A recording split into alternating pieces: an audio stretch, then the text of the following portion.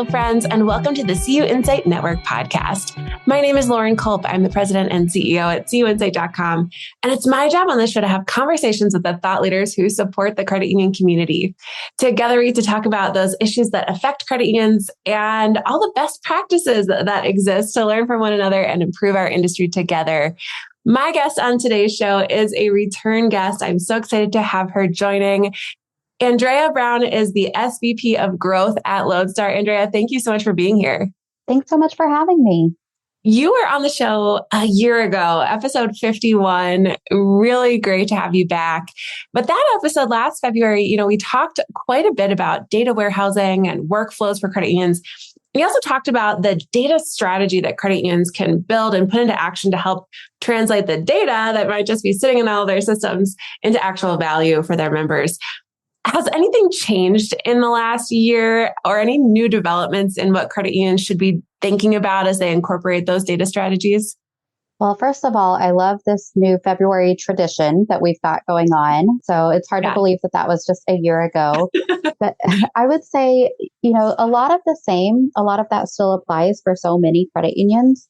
The big buzzword and the big topic that everybody's hearing about right now, of course, is AI and how increasingly important that's becoming year over year. But really, so many credit unions are still at a point where they're just building their foundation. Maybe they've got a foundation and it needs to be made a little more solid, or maybe they haven't started on their data strategy at all. So really, I think when it comes to the data strategy and what credit unions should be thinking about, it's still the basics. So bringing data into a central location, transforming it to make it easy to use, building a sustainable data governance plans, things like that, so that when the foundation is built and they're ready, then they are really prepared to tackle all of those new and exciting things like AI or whatever comes around the corner next. I love to hear all of the different things that are changing, but also the fundamentals are staying the same for credit unions.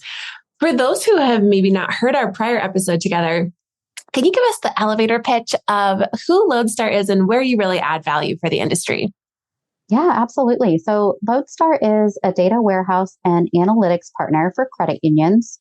We specialize in helping credit unions harness their data by bringing all of their siloed data sources into a single source of truth that can then be used to push insights throughout the organization, whether that's through dashboards, reports, workflows, or other channels.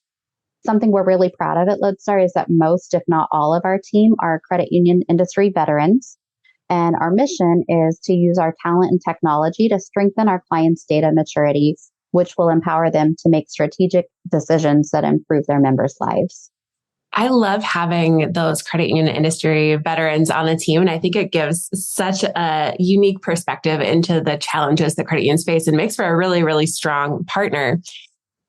I want to talk about two words that I know will make probably every credit union leader cringe a little bit. And I'm cringing as I'm saying them. Core conversion.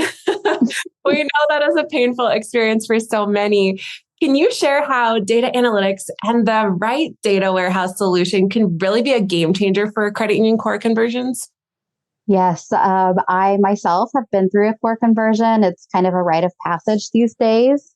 Even though it was 10, maybe 11 years ago at this point, I still remember it like it was yesterday. I've been through mergers and acquisitions as well, and those aren't quite as painful, but there's still a lot of work and they still kind of incite that same cringe reaction from folks. But, obviously there's a lot of work and planning that goes into a core conversion, and that's part of the cringe factor. It's a lot of upfront heavy lifting. For anybody that hasn't been through a core conversion or maybe has blocked out the core conversion process, the good news is that during the project, you have several data cuts or basically practice rounds. And the idea is that with each data cut, your code gets better, your processes are smoother, so that by the time you go live, your organization is set up for a successful launch. Now, one of the tough things is that every time you go through these cuts, there are a ton of things that need to be validated every single time. And then, of course, every cut has its own set of new findings that have to be researched, resolved, documented so that they are not found again on the next round. The tricky thing can be if you don't have a tool like a data warehouse, that validation and that documentation and that resolution all becomes super, super manual.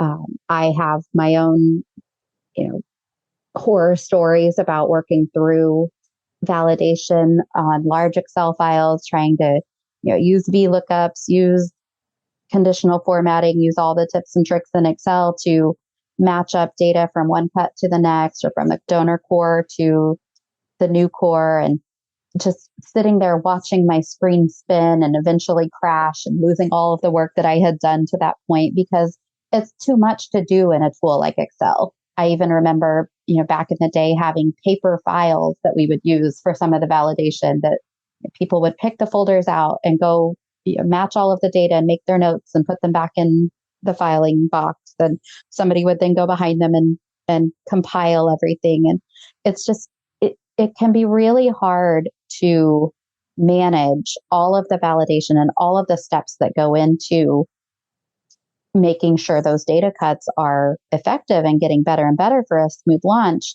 So that's where something like a data warehouse really comes in handy. If you've got a data warehouse where you can put that data cut into a set of tables, then you can gain efficiencies every cut.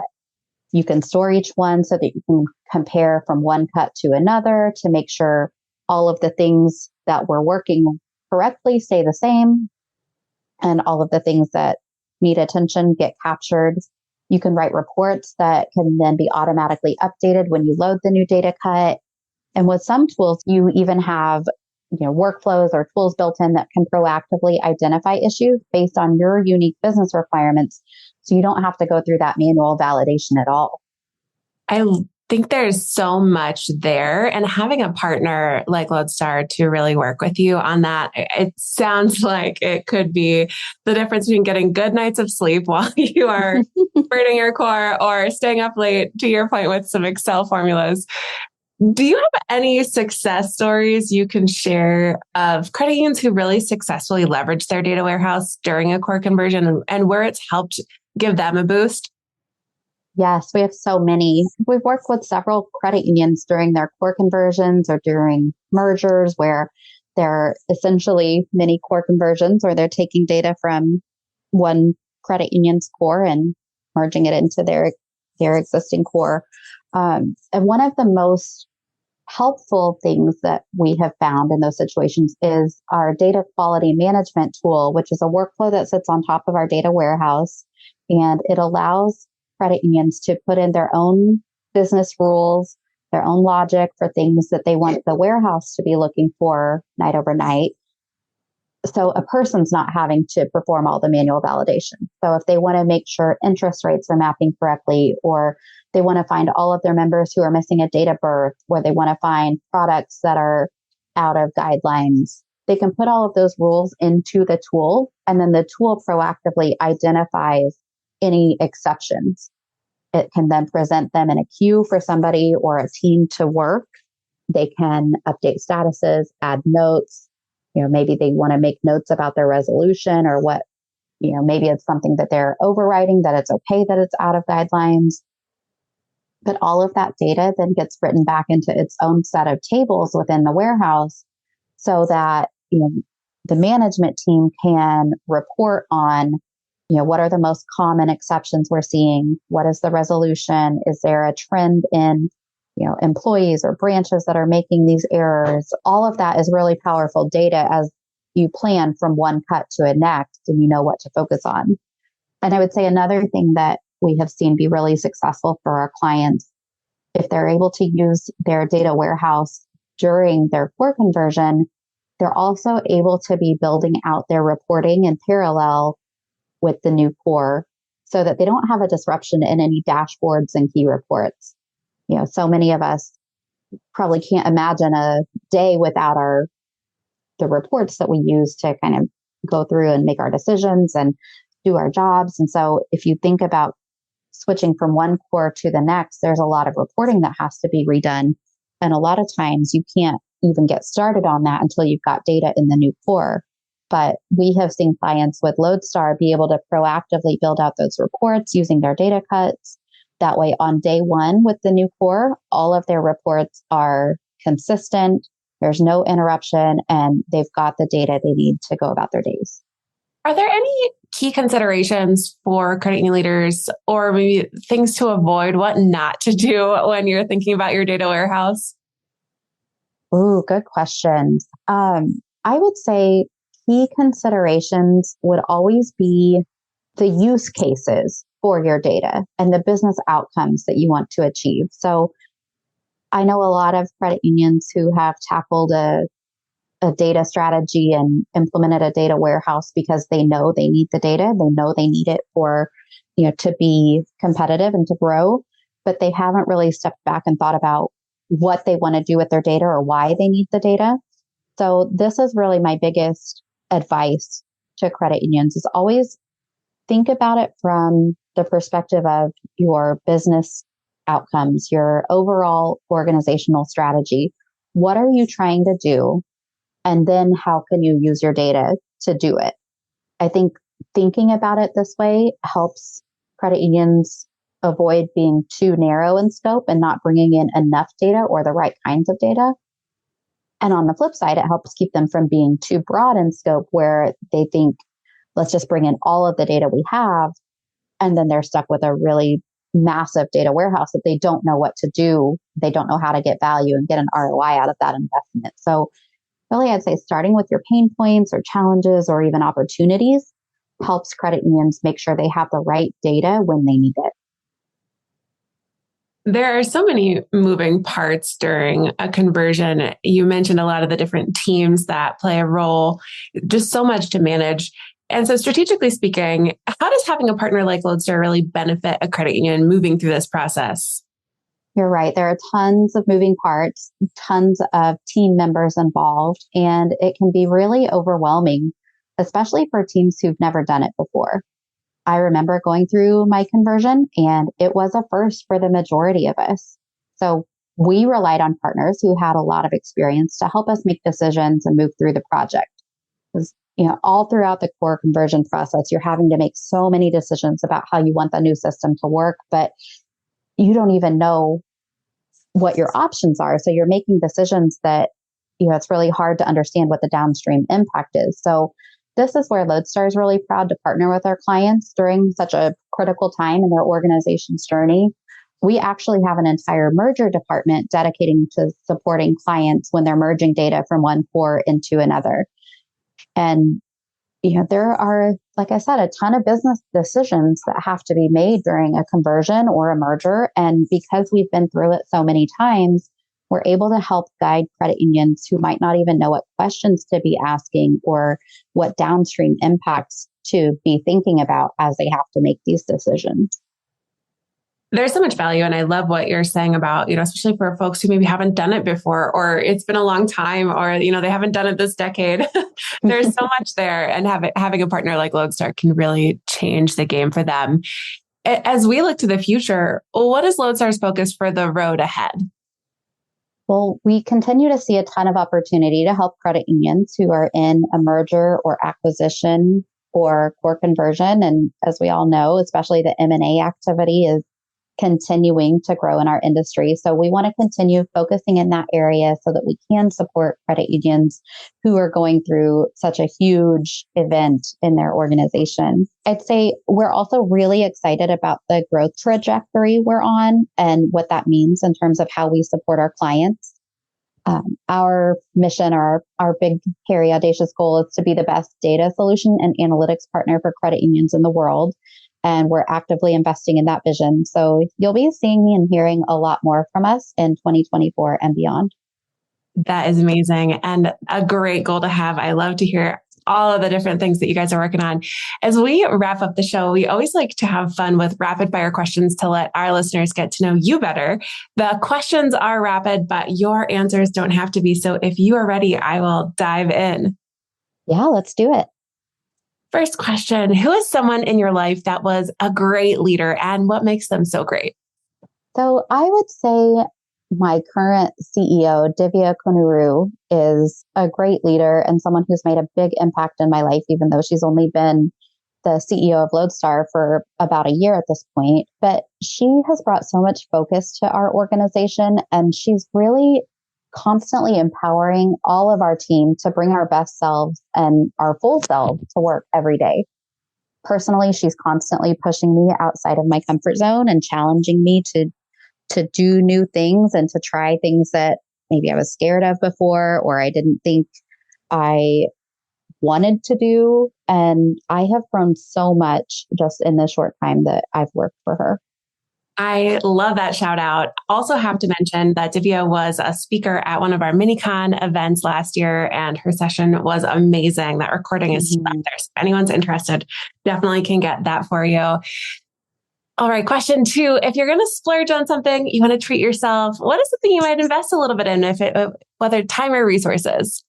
Ooh, this is a tough one. But I think your qualifier there, time or resources, is helpful because I would have to say experiences are something that I think are worth investing a bit in. Currently, I'm in a decluttering stage in my life, and I'm trying to be really mindful of the stuff our family accumulates.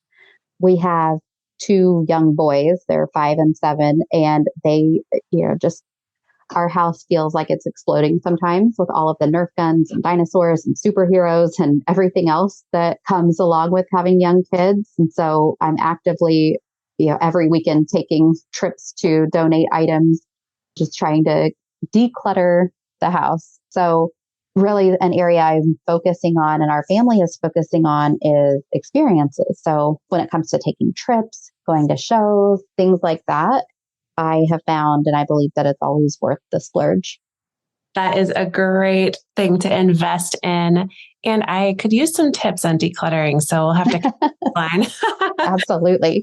All right. A random question for you. If you travel for work, many of us do, what's the city that you're really excited to see coming up, whether that's for a client visit or a conference?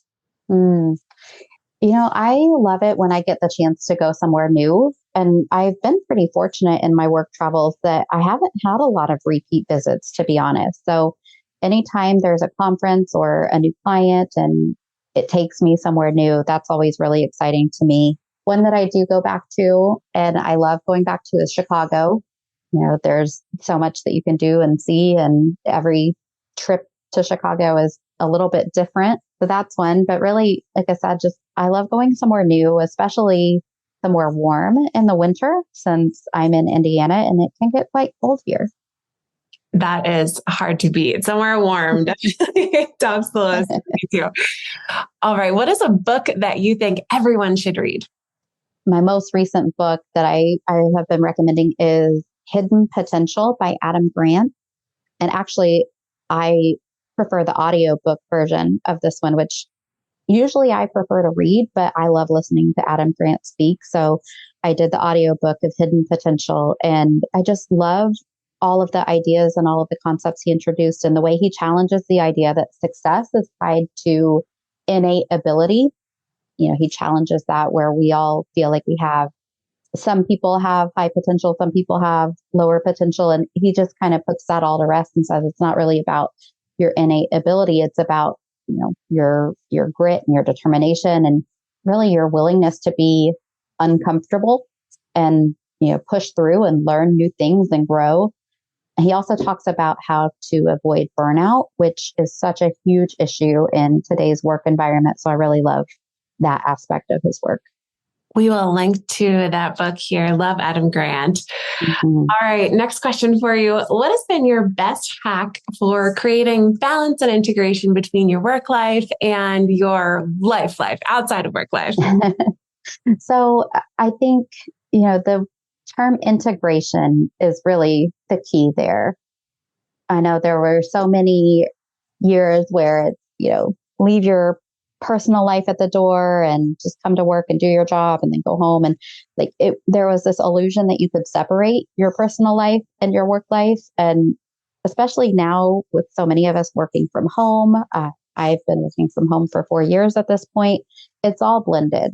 There's no separation anymore. And I think accepting that and acknowledging that has been a real shift for me. It's kind of helped avoid some of the guilt that I might have felt when I was working versus being with my family versus being with my friends or spending, that elusive self-care and alone time. But I think really leaning into an integration has been game changing because, like I said, I have 2 young boys at home. And I think it's really important that they see their mom working hard and that they know I have a job that I love. So if they're home and I'm working, I let them hang out in my office when it's possible.